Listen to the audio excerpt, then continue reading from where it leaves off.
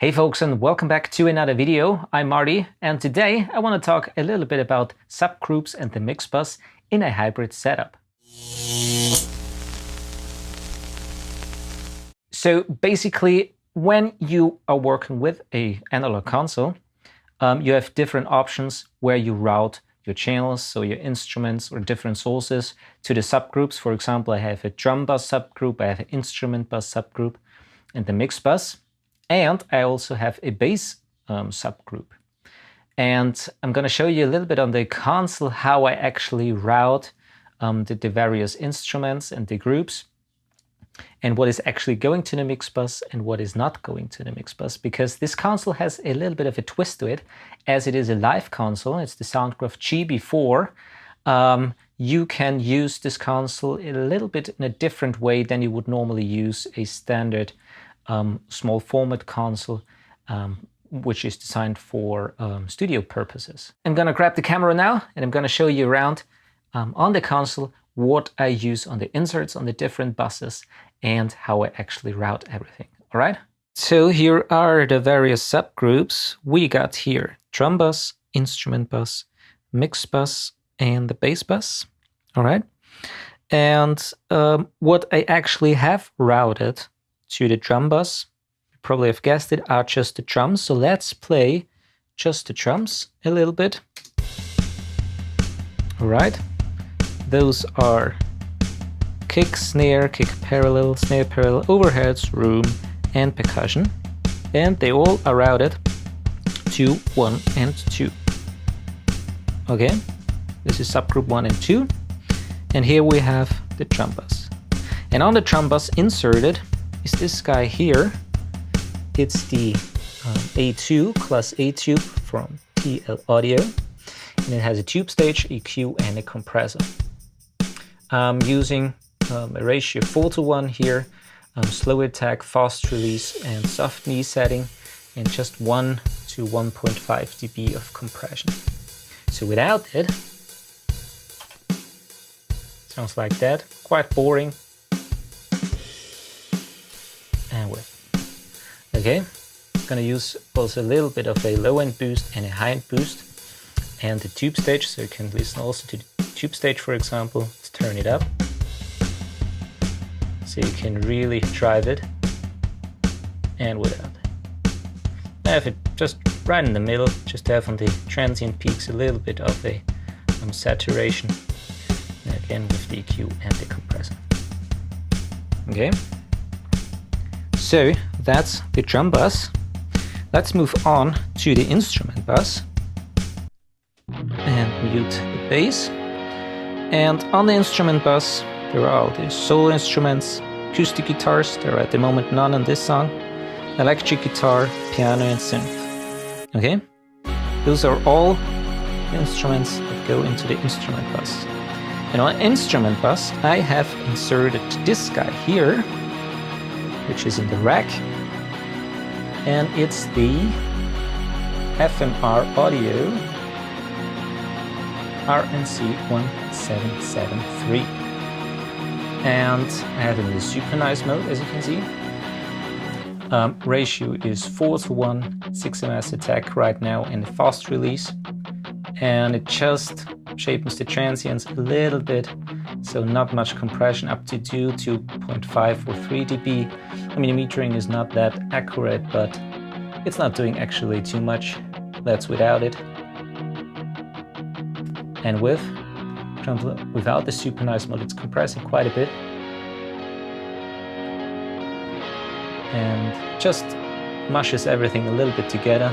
And I really like that unit. Great little device. And now let's go to the Mixbus itself. And into the Mixbus, there goes the drum bus, with those two buttons here, left and right, and also the instrument bus, routed to left and right. And they both go into the Mixbus, as well as all the FX, the Elysius Lexicon TC, and I have also a stereo channel of the in-the-box effects. They're all routed to left and right, which is the Mixbus. Also the vocals, they are not recorded yet in this song, but they also go into the Mixbus. Okay, And on the Mixbus itself, I got this here, the Tegela Creme. Very nice unit, can really recommend that. Has a Pultec style EQ, boosted a little bit lower frequency, 112,000 Hertz, and it has a kind of like a SSL style bus compressor, auto release ratio 2:1, 30 on the attack, and it's compressing just a little bit. Let's see, got here up to 2 to 3 dB of compression. And let's listen to the drums also. So that's without and with. Okay. And now finally, the last one here, the bass bus. It's also mute now everything but the bass. This is now just the bass. And those two channels, I have a bass, which is the DI, and a bass drive, which is an outboard, kind of like a distortion unit, an amp. And those two channels are going to the center channel, which is here the bass bus. And I can control now the volume with this bass bus. All right, let's bring it up a little bit level so you can hear it a little bit better. And what I have inserted on the bass bus is this guy here. It's the Friedenstein VAS compressor.